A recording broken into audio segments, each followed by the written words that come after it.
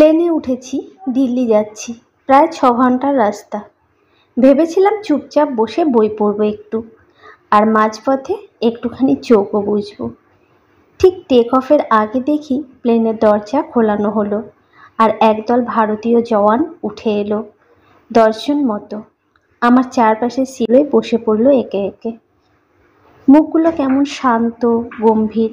পাশে বসা এক জওয়ানকে জিজ্ঞেস করলাম, কোথায় যাচ্ছেন আপনারা? সে বলল, আগ্রা। 2 সপ্তাহ ট্রেনিং আছে, তারপর অপারেশন। এইটুকু বলেই চুপ। কি অপারেশন, কোথায়, কিছুই বলল না। বুঝলাম পারমিশন নেই। প্রায় 1 ঘন্টা পেরিয়ে গেছে। অ্যানাউন্সমেন্ট করলেন এয়ার হোস্টেস, আপনাদের লাঞ্চ সার্ভ করা হবে, যারা চাইবেন পয়সা দিয়ে লাঞ্চ কিনে নিতে পারেন। মানিব্যাগ বের করেছি, এমন সময় শুনি ওই জওয়ানের নিজেদের মধ্যে কথা, খাবি? ধুর, এখানে দাম বেশি, নিচে নেমে হোটেলে খাবো। কি যেন হয়ে গেল ভেতরে। চুপচাপ উঠে গিয়ে এয়ার হোস্টেসকে বললাম, ওদের সবার খাবার আমিই নিচ্ছি, প্লিজ দিয়ে দিন। মেয়েটার চোখে জল চলে এলো, ফিসফিস করে বলল, স্যার, আমার ভাই কারগিলে। মনে হচ্ছে আপনি ভাইকেই খাওয়াচ্ছেন।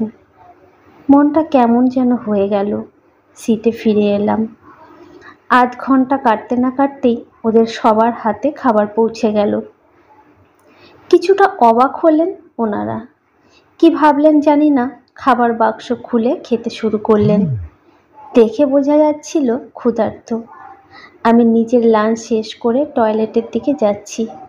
হঠাৎ এক বৃদ্ধ এগিয়ে এলেন, বললেন, সব দেখেছি, আপনি সত্যি ভালো মানুষ স্যার।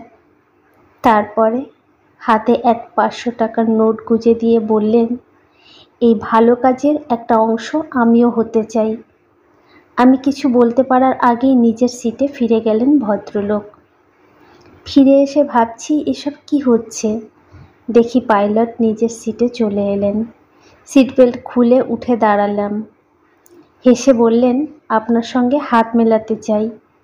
আমি অবাক, বললাম, কেন স্যার? তিনি বললেন, আমি নিজে একদিন ফাইটার পাইলট ছিলাম। সেদিন এক অচেনা মানুষ আমার জন্য খাবার কিনে দিয়েছিলেন। আজ আপনি সেই মুহূর্তটাকে ফিরিয়ে দিলেন। আমি শুনেছি কেবিন ক্রুর কাছ থেকে। হঠাৎ করে চারপাশে হাততালি পড়ে গেল। আমি একটু লজ্জা পেলাম, কারণ আদতে কিছুই করিনি, মন চেয়েছিল তাই করেছিলাম। হাততালির জন্য তো করিনি কিছুই। কিছুক্ষণ পর এক 18 বছরের মতো ছেলে হেসে এগিয়ে এলো, হাত মেলালো, তারপর এক টুকরো কাগজ গুঁজে দিল হাতে। কেমন একটা ঘোরের মধ্যে ছিলাম। বিমান নামলো, মাল নামাচ্ছি, এমন সময় এক ভদ্রলোক চুপচাপ আমার পকেটে কিছু একটা ঢুকিয়ে দিয়ে হন্তদন্ত হয়ে চলে গেলেন। আরও একটা নোট। লাগেজ বেল্টের কাছে দেখলাম ওই 10 জন সৈনিক দাঁড়িয়ে আছে লাগেজের অপেক্ষায়। দৌড়ে গেলাম ওদের কাছে, বললাম, এই টাকাগুলো রাখুন, এগুলো কিছু দেশবাসীর ভালোবাসা। ট্রেনিংয়ে যাওয়ার আগে কিছু দরকার হলে খরচ করুন। আপনারা আমাদের জন্য যা করেন, এই সামান্য টাকা দিয়ে তার দাম চোকানো যায় না। আপনাদের প্রতি কৃতজ্ঞতা জানাতে এসেছি শুধু।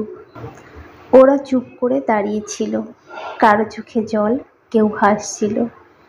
এক ফ্লাইট দেশবাসীর ভালোবাসা নিয়ে ওরা এবার এগিয়ে যাবে। গাড়িতে উঠলাম, চোখ বন্ধ করে প্রার্থনা করলাম, সৃষ্টিকর্তা, এদের যেন ভালো রেখো। এরা তো প্রাণ হাতে করে মৃত্যুর দিকে হেঁটে যায় দেশের জন্য। একজন জওয়ান মানে যেন দেশের নামে লিখে দেওয়া এক খালি চেক। যখন চাইবে তাই দিয়ে দেশের নামে জীবন অবধি তুলে নিতে পারবে দেশবাসী, যেটা ওরা জীবন দিয়েও পূরণ করতে রাজি। আর আমাদের অনেকেই সেটা বুঝতেই চায় না।